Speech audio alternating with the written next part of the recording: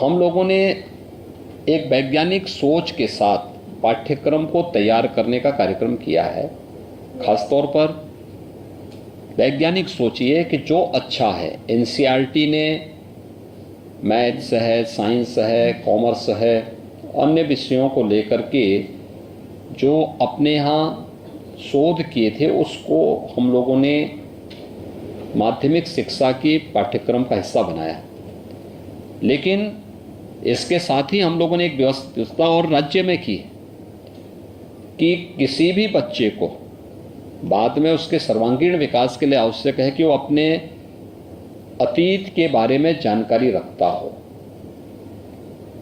अपने देश, अपने काल और अपनी परिस्थितियों के साथ उनके साथ आगे बढ़ सके।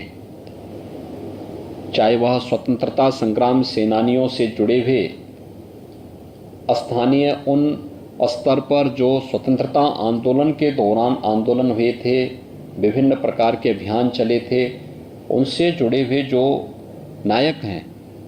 उन राष्ट्र नायकों के प्रति भी सम्मान का भाव पैदा हो सके। देश की आज़ादी के लिए जिन महापुरुषों के नेतृत्व में पूरा अभियान चला था उनके बारे में, या विदेशी आक्रांताओं के खिलाफ जिन योद्धाओं ने समय समय पर देश को संगठित करके उस लड़ाई को आगे बढ़ाया उनके बारे में, या फिर हमारे ऐतिहासिक और पौराणिक व्यवस्था से जुड़े हुए उन दैवीय शक्तियों के बारे में भी जानकारी दी जाती है। मर्यादा पुरुषोत्तम भगवान श्री राम हों, भगवान श्री कृष्ण हों,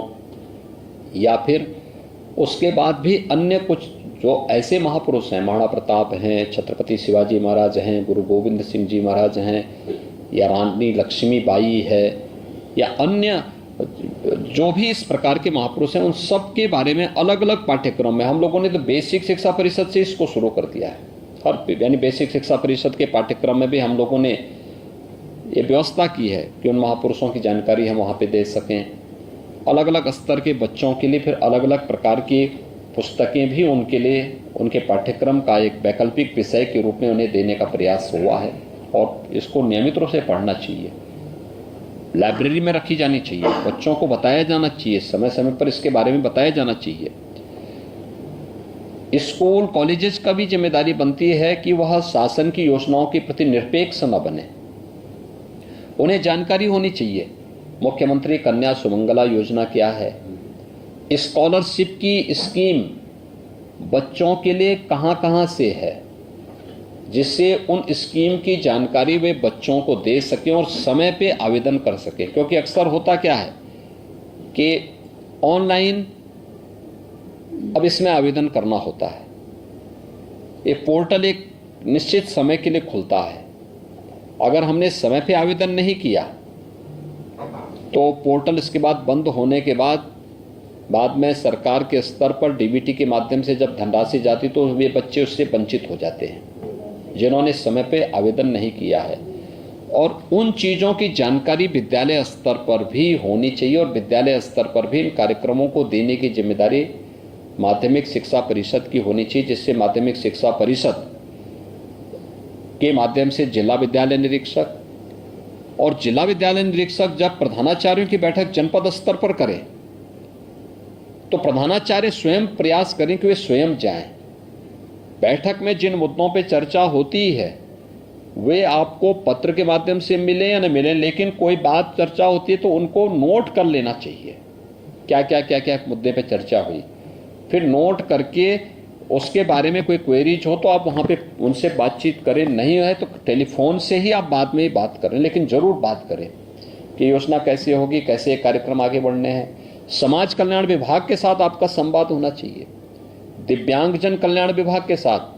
पिछड़ा वर्ग कल्याण विभाग के साथ में, और भी अन्य ऐसे विभागों के साथ प्रधानाचार्यों का एक संवाद होना चाहिए कि उनकी जानकारी लेने के लिए कि हमारे यहाँ के बच्चों को ये सुविधा प्राप्त हो रही है कि नहीं हो रही है, इन चीज़ों की जानकारी रखना। ये बहुत सारी चीज़ें हैं। देखिए, स्कूल आना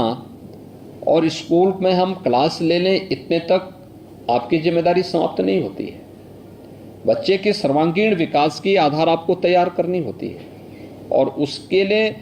हमें बच्चे की भी समस्या को सुनना, देखना और फिर उसके समाधान की दिशा में एक सही पहल को आगे बढ़ा देना। अगर ये सभी कार्यक्रम आप आगे बढ़ा देंगे तो बहुत सारी समस्याओं का समाधान होता हुआ दिखाई देगा। अभी से अपने पाठ्यक्रम की तो आप तैयारी करेंगे ही, एडमिशन ले रहे होंगे, एडमिशन लेने के बाद बहुत सारे बच्चे अगर एनडीए में जाने के इच्छुक होंगे तो उनको राज्य सरकार के द्वारा अभ्युदय कोचिंग की एक व्यवस्था की गई है, हमें जानकारी रखनी होगी।